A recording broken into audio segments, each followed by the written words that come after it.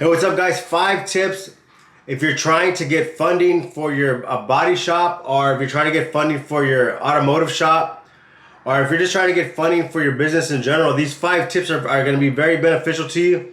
So I hope y'all stay watching. Like I said, stay to the end because I'm going to drop some bonus tips. And a lot of times whenever I go into tips or any kind of topic, I always tend to get off subject with new ideas that come to play. So it's not that I get off topic of what we're talking about. It's just I add to the topic bonuses, just stuff that I remembered while I'm in the moment. So keep watching. I appreciate y'all's time. Make sure y'all subscribe, and let's get started. So check it out. Number 1 is gonna be manage your credit.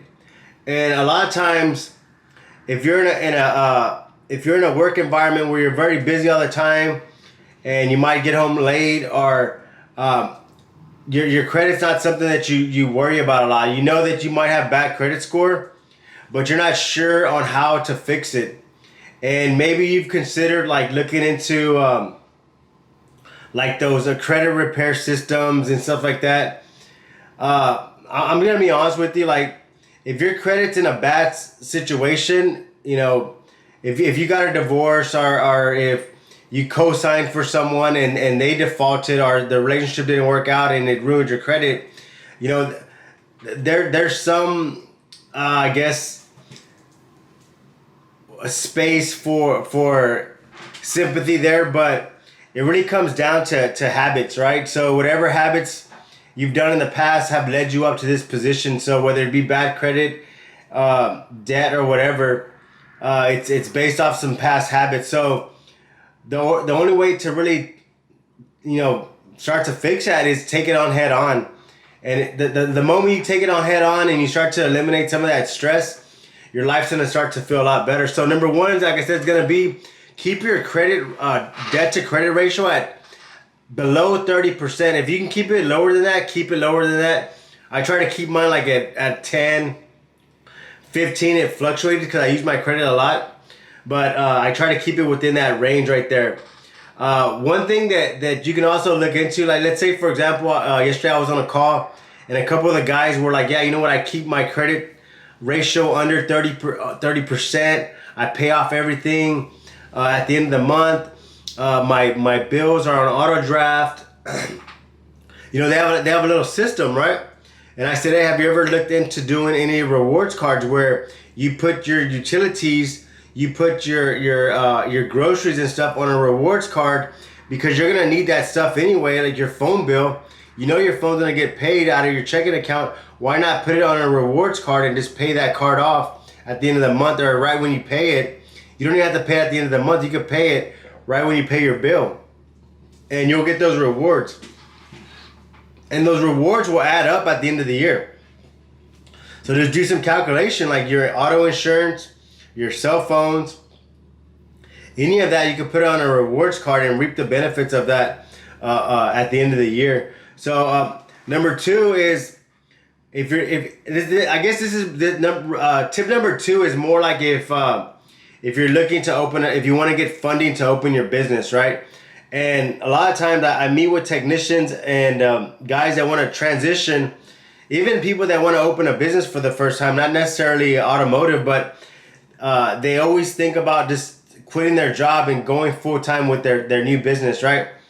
What I would suggest, and the reason why I highly suggest it is because I was in that position where I wanted to get funding for my business, and I quit my job. I went ahead and quit my job, and then I tried to, at a year later, try to look to get funding for the business. And what hurt me was that I didn't have no income. I didn't have no steady income. And if I would have stayed employed, I could have used my job as a source of income, even to help fund the business. So tip number 2 is don't quit your job.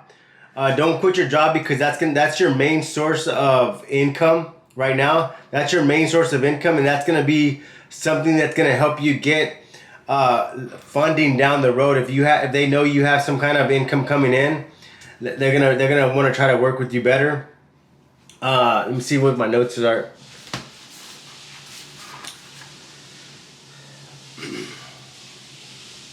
Yeah, so like the reason why a lot of banks typically don't like to fund automotive shops, body shops, even some businesses are high risk. You know, why do they tend to not be interested in those businesses? Because they're high risk businesses, and then they might not tell you up front, but they have a list of which businesses are going to be high risk, and they already know from doing multiple loans. They already know which businesses to stay away from, which ones to not stay away from. So the banks are not in the business of giving you a loan and then going and take the stuff that they lend you the money for. They're not in the business of going to your business because you defaulted on the loan to take your display cases, to take your equipment, to take that's not their business. Like their business is to lend money out and to make a return on that money. So that's their business. So they have a business model that they follow. They have guidelines that they follow. So you want to make sure that you can kind of meet some of those guidelines. And one way to do that is to make sure that you have a steady source of income, and that's going to be through your current job. Uh, Tip number 3 is going to be, savings and assets. So if you're trying to open a new business, any kind of business, or if you're trying to get into the automotive or body shop business, you wanna bring some assets to the table. And the best way that I can tell you to structure this, like let's say for example, if you have a business right now, right? But the business, you're running the business out of your personal account. Like when people pay you for a product or they pay you for service, that they're paying you they're paying you to your personal name. You put it in your personal savings account, your personal checking account or whatever, and that's how you run your business, right? The way you're gonna have to get structured is you're gonna have to get your business license, get it registered, whether it be a sole proprietor or LLC. I would highly suggest getting an LLC, but maybe you're not in a position to do that yet. Get a sole proprietor, get your tax number, get all that stuff done. Open a business account with your business name, okay? And whenever you do transactions, try to run everything through your business, and make sure that you have a savings account, you have your main operating account, you have a tax account, and then you have a growth account. Okay, you wanna start separating your funds in different accounts, and what that's gonna do is whenever you go to your banker, in 6 months or whatever, he's gonna see that you have a system in place that's gonna help your business. Make sure that you're paying your taxes. Make sure that you're putting money aside to reinvest in your business, and that's gonna look real attractive to them. So, tip number 3 is like to set up the savings account. Structure your business with the actual checking account that you're gonna manage separately, and assets gonna be a very powerful thing. If you can acquire assets, one way to really advance in business is to say, for example, you have a full-time job, right? And your credits, you're getting your credit fixed up more, and you're able to save a little bit of money. Instead of opening the business right away, you might look into getting into some real estate investment property. Maybe get a couple of rentals, maybe to create some cash flow, right? And so what's going to happen is whenever you go to the bank, if you can get into real estate investing while you're employed, what's going to happen is your financial statement is going to look a lot better whenever you go to try to get money for your business, because you actually have some assets to bring to the deal, right? So if you're looking at to borrow $20,000 to start a business, and they're gonna ask you, what kind of assets do you have? You actually can show some assets that you have. You're invested in real estate. You have some other source of income. You have a savings. You have your business account set up. They're gonna look at that. It's gonna look real attractive to them to see that, hey, this guy, maybe this guy's serious about opening this business, and maybe maybe the business doesn't fail, he has some assets to still pay off the debt. So that's gonna help you out. So that was tip number 3. Tip number 4 is gonna be to work with the bookkeeper from the beginning. So maybe right now you're looking, maybe you work from home, or you're thinking about opening a business. Maybe you do side jobs. Maybe whatever the case is. Now is the time for you to start to get into with a bookkeeper, and let them know what your plans are. Let them know that that you have a side business, but eventually you want to see if you can get funding from a bank. You want to see if you can build a relationship with the bank, and you want to make sure that your tax returns are accurate. You want to make sure that if you're making money with your side business, that you can show that you're making the money, right? And one big mistake that a lot of business owners make that are new to business is they'll find a bookkeeper that tries to save them from paying taxes every year. And what I mean by that, and what I'm saying is like there's right ways to do it, and then there's wrong ways to do it, right? The right way to do it is to say, okay, well, what are my tax, what can I write off? What are tax deductible, right? And you can write some stuff off, whether it be depreciation, whether it be you buy equipment, whether it's coaching for your business, whatever the case, whatever you can write off that makes sense, you're going to write that off. But what tends to happen, and I've seen this with a lot of small business owners that call me for help, is they'll have a bookkeeper that lets them write everything off. So at the end of the year, they don't have to pay any taxes, but at the same time, it shows that they didn't make any money. And so what happens is they're happy because they didn't pay any money, but what they're not realizing is whenever they go to the bank, in a year or two, the bank's gonna say, hey, last year, you sold, 500,000 or you sold 150,000, but you didn't show a profit. It shows zero. How do you can't explain that.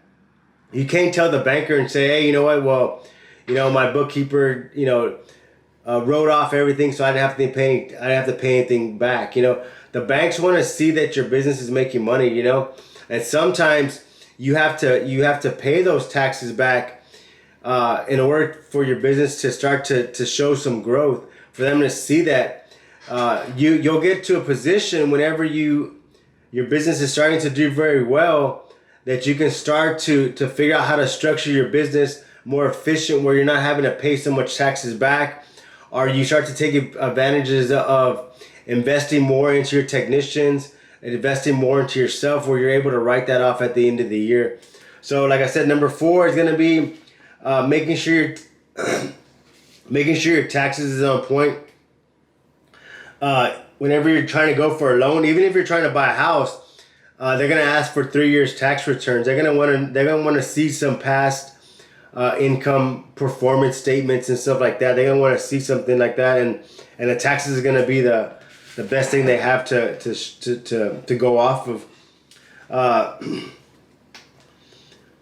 One thing that you can also do, like let's use the example of you're wanting to start a business, or you're working from home right now, and let's say you got your business license, you set up a bank account with that name, you're starting to build some relationship. One thing that you can do to help grow your business and grow your credibility, help build that relationship with the bank, is to get a collateral loan. So let's say, for example, over the course of 6 months, you've been able to save $5,000 in your business savings account, right? Go to the bank and ask them if you can do a collateral loan.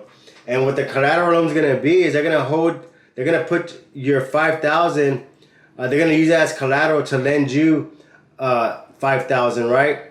And so they'll deposit the $5,000 into the business checking account. What I would suggest is not to use that money to just go spend it or to invest it. I would suggest just paying it back. So you might put that money aside and just pay the monthly payments. Pay it for 6 months, pay it off in a year, and that's going to show that you were able to borrow money on collateral from your bank. And it's going to help you strengthen your business relationship with that bank. So whenever the following year comes, maybe you might need $10,000. They might say, hey, you know what? This guy has showed on-time payments for the whole past year. His loan is paid off. We're gonna go ahead and lend him $10,000, right? And so the next time you want to get a loan, you won't have to do the collateral. You just have to do like maybe 20% down. And if your credit's really good, they might even do a signature loan where you don't have to pay anything down. So there's levels to it. So you just got to start off and start building your way. You're building your relationship with the bank, and then from there, it just starts to grow, right? Tip number 5 is more of an advanced tip, but I want to give you the concept, and I want to just share the whole layout with you. That way you're familiar with it now.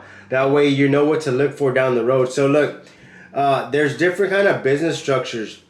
The most common is going to be the sole proprietor, right? That's where you go to the courthouse and you give them your name. It's like $30. I don't know how much it is, but they give you a tax ID number, and the business. Let's say, for example, your business is ABC Services, right? Or ABC Products. Well, ABC Products is operating off of your Social Security card, Social Security number. What that means is that that business is like, it's like it's your business, but you're operating that business under your Social Security number, right? And a lot of small businesses start off like that, and that's one of the worst ways to do it. And it's also one of the easiest ways to do it. That's why everybody just does it. But with that structure, there's no protection to your assets. There's no protection to your family. It's if something happens with that business, you're 100% responsible for that. So what I would suggest is looking into getting an LLC. What the LLC is, it's a separate entity from your business, so from yourself. So for example, if your business is ABC Services, it'll be ABC Services LLC. So you would actually work for ABC Services. So if something were to happen with ABC Services, your assets are not attached to that business. So that's gonna be that's the way a lot of businesses are structured, especially real estate. If you start to get familiar with the business environment and the business world, you're gonna see that a lot of businesses are structured like that. And that's the best way for you to structure your business. Whatever you're doing, you always want to consult with a business attorney. A real estate attorney and a business attorney, they have the same information. A real estate attorney is going to have more information on properties, but a business attorney is going to be very similar, aware about the LLC, the corporations, all that stuff. So I would suggest reaching out to a business attorney and asking them, hey, this is my business. Can you set me up an LLC, right? If you're doing like product stuff, if it's not that complicated of a business, you can also go to LegalZoom and you can also get your LLC there. That's a pretty good place because they'll do everything for you online, and they'll send you your papers and stuff. And what happens is after you get the LLC, they're gonna send you papers, and you take those papers to the bank, and the bank will open the account for you with those papers. So it's a pretty simple process. You just got to go for it. I think the LLC is gonna cost you about maybe like $1,000 or $1,500, but I highly suggest you do that. What it also does, it registers your name with the state, so your business will actually show up. So it's going to be a credible business, and that's very beneficial. Like if you're looking to establish business credit, because if you're looking to establish business credit, they're going to look to see if you're registered, when you're registered, and just kind of see what kind of business structure you have, And I mean that could be one of the tips, right? So once you set up your LLC and you get established, you have your bank account, maybe you have a website, maybe you have like an online appearance, you can start to try to get a business credit, and that's gonna be like through Dell, Tractor Supply Company, Amazon Business. I think Walmart. There's a lot of places that offer business credit. American Express. And so now, instead of running everything through your personal account, you're running it through your business account. So there's a lot of advantages to this. I would highly suggest, doing some research yourself. I just wanted to kind of share these 5 tips and kind of break down some of the main framework of what needs to happen and what's like the steps that you need to do to start moving forward, So, hey, I hope this video was beneficial.